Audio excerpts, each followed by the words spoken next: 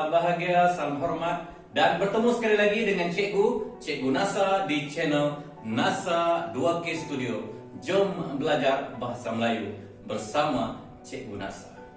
Hari ini kita akan belajar lagi tentang pelajaran bahasa Melayu tahun 3. Kali ini kita beralih ke unit yang ketiga pada halaman yang ke-13 dalam buku teks bahasa Melayu jilid yang pertama, dan juga pada buku aktiviti pada halaman 15 dan 16. Diharapkan anak-anak bersedia dengan kedua-dua buku. Sudah bersedia? Kalau sudah bersedia, kita mulakan pembelajaran kita. Jom. Pada akhir pembelajaran kali ini, cikgu mengharapkan agar anak-anak dapat mendengar dan mengenal ayat tunggal dan ayat majmuk. Coba kita lihat buku teks pada halaman 13. Penghubung kasih. Keluarga Nabila hendak ke rumah Pak Long. Semasa dalam perjalanan, mereka telah singgah di gerai buah-buahan. Kita baca bersama-sama. Gerai ini menjual buah-buahan. Kamu dan Nasri suka akan buah limau.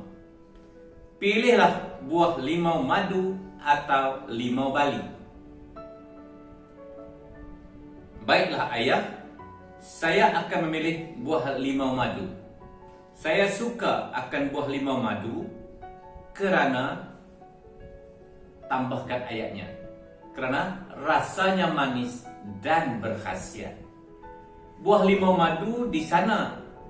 Ayah hendak membelikan Pak Long buah mangga dan rambutan sebagai buah tangan.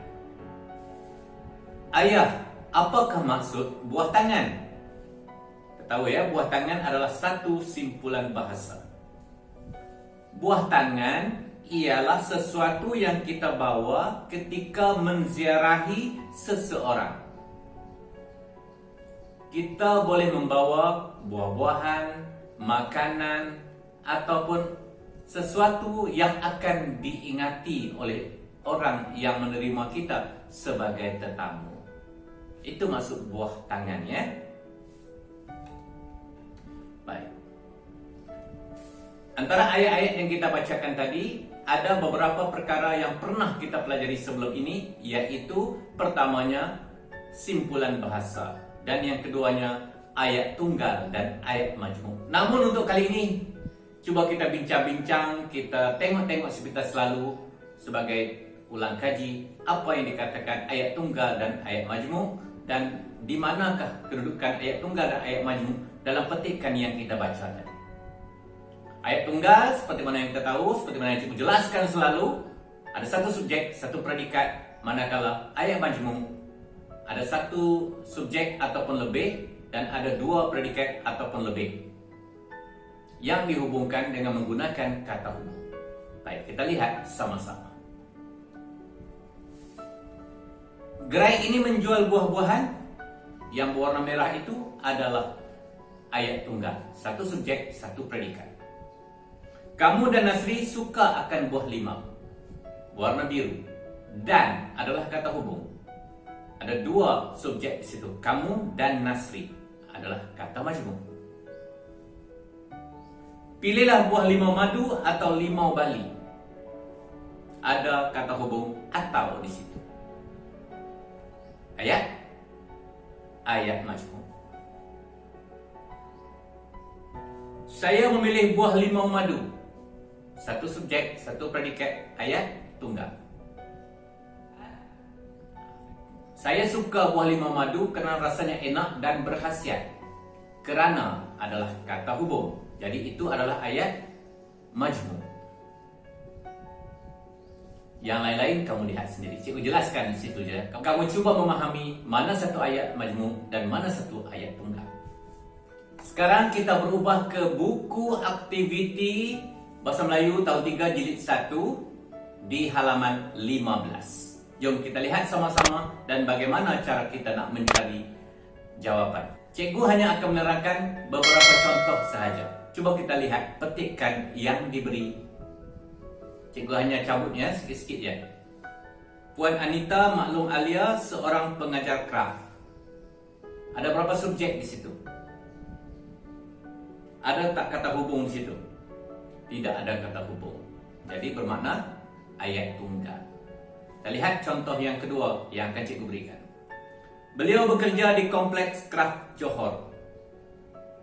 Ada kata hubung dalam ayat itu? Juga tidak ada. So, ayat tunggal. Puan Anita mengajar anyaman tikar dan jahitan. Anyaman tikar dan jahitan. Dua predikat. Ada kata hubung dan. Jadi ini bermakna ianya adalah kata majmu'. Cikgu rasa cikgu cukuplah cikgu beri contoh setakat itu. Yang lain-lain cuba kamu cari sendiri. Nak memudahkan kamu ialah cuba kamu tengok dalam ayat itu dia ada kata hubung atau tidak. Gariskan kata hubung itu dahulu. Bila dia ada kata hubung, secara otomatiknya itu adalah ayat majmu'. Sama ada ianya mempunyai dua subjek atau lebih, ataupun mempunyai dua predikat atau lebih. Jelas ya? Jelas. Kita berpindah ke buku aktiviti di halaman seterusnya, yaitu halaman yang ke-16. Cuba kita lihat sama-sama. Dengar, sebut dan tulis ayat. Bermain sepak takraw. Dia memberikan dua ayat tunggal. Diminta kita menggabungkan dua ayat tunggal ini supaya menjadi ayat majmu'. Contoh yang diberikan ialah Imran bermain sepak takraw, Faiz bermain sepak takraw. Jadi digabungkan Imran dan Faiz bermain sepak takraw. Ayat majmu' menggunakan kata hubung dan. Contoh yang kedua yang diberikan ialah ibu ketawa. Imran tidak dapat menangkap bola. Sebab apa ibu ketawa? Imran tidak dapat menangkap bola. Bagaimana kita nak menggabungkan ayat ini? Cikgu beri contoh dulu. Yang lain-lain jawab sendiri. Ya? Ibu ketawa kerana Imran tidak dapat menangkap bola. Kalau kita lihat pada gambar tu ada ibu sedang ketawa. Kita menggunakan kata hubung kerana. Kita tengok contoh yang ketiga. Diberikan Imran atau Faiz yang membaling bola. Ayat majmu'. Jadi daripada ayat majmu' ini kita kena pecahkan dia menjadi dua ayat tunggal. Siapa nama wataknya? Imran. Bagaimana kita nak membina ayat yang pertama? Ayat tunggal yang pertama. Imran yang membaling bola. Tanda soal di belakang. Ayat yang kedua, kamu tulis sendiri. Cikgu dah bagi contoh ayat yang pertama. Boleh? Baik. Tengok contoh yang keempat. Nenek menjahit. Nenek melihat keluarganya bermain sepak takraw. Nenek menjahit. Ada dalam gambar. Nenek menjahit. Nenek melihat keluarganya bermain sepak takraw. Jadi kita buangkan subjek itu. Daripada dua subjek yang diulang-ulang, kita letakkan satu saja. Dan kita gunakan kata hubung sambil. Cik, cuba buat sendiri ya. Okey. Jadi cikgu rasa setakat itu saja pembelajaran kita untuk hari ini. Selamat menjawab soalan-soalan yang disediakan di dalam buku aktiviti. Dan jangan lupa hantar jawapan-jawapan kamu itu untuk cikgu semak. Dan kalau ada masalah pang, bolehlah cuba menjawab soalan-soalan kuis tentang ayat tunggal dan ayat majmu' di ruangan description dan juga komen di bawah video ini. Oke, sampai kita jumpa lagi. Assalamualaikum warahmatullahi wabarakatuh.